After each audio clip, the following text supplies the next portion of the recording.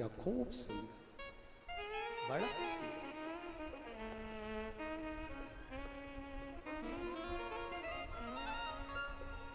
बहुत सुंदर श्रृंगार।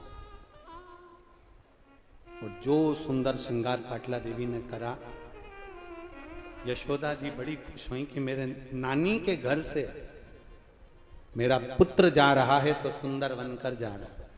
उस दिन भगवान कृष्ण का नाम श्याम सुंदर हो गया। क्या नाम पड़ गया? अब ये सुंदरता साधारण थी ब्रजभानु जी के यहाँ भी। जब लाली का जन्म हुआ, बेटी का जन्म हुआ, और लाली जब ब्रजभानु जी के घर में प्रकट हुई, तो बेटी के जन्म पर खुशी किसको कहते हैं? नानी ने अपने सिर पे रखा गाड़ी का चक्का, चक्के पर रखा घड़ा, घड़े पर रखा घड़ा, घड़े पर घड़ा, घड़े पर घड़ा, और उस पर घी की बाती जलाकर नाचती नाचती नानी ब्रजभानु जी के यहाँ जाकर कहती है, मेरी बेटी के घर में बेटी हुई है। ये प्रसन्नता होती है बेटी के जन्म की। ये ब्रज में ब्रजवासियों से सीखना चाहिए कि बेटी के जन्म की प्रसन्नता किसको करें।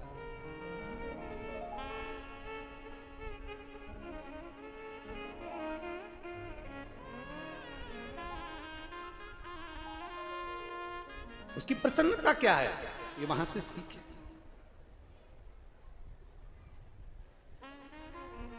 भगवान जब अशोक सुंदरी का हाथ में हाथ देकर कन्यादान कर रहे हैं, गंगा का जल हस्त कमल से नीचे दे रहे हैं, कन्यादान छोड़ते समय अशोक सुंदरी की आंखों में जल भरा था। पिता की दृष्टि गई भोलेनाथ जी की अशोक सुंदरी के ऊपर।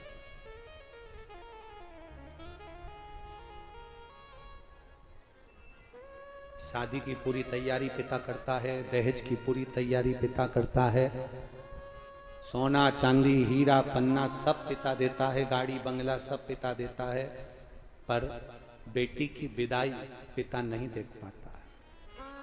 पिता नहीं देख पाता।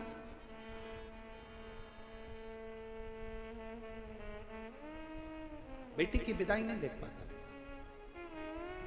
शिव जी अशोक सुंदरी को देखकर कन्यादान करने के बाद पार्वती जी से कहते हैं, ये बेटी की विदा है।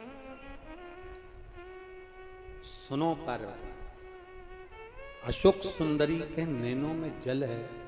अशोक सुंदरी कन्यादान होने के बाद जब विदा होने लगी तो अपने पिता के पास में आई।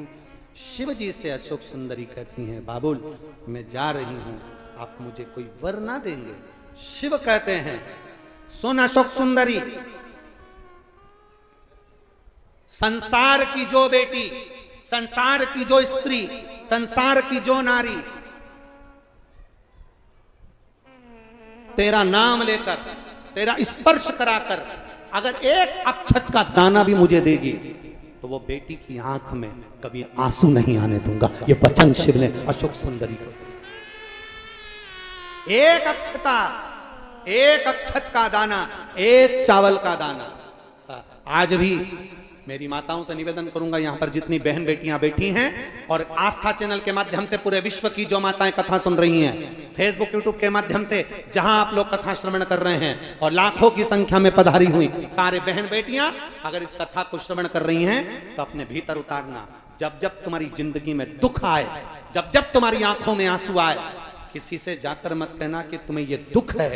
एक चावल का दाना लेकर जाना, अशोक सुंदरी का स्पर्श कराकर भगवान शंकर के शिवलिंग पर आखा, आखा मतलब टूटा हुआ नहीं, पूर्ण अक्षत शिव को समर्पित करना।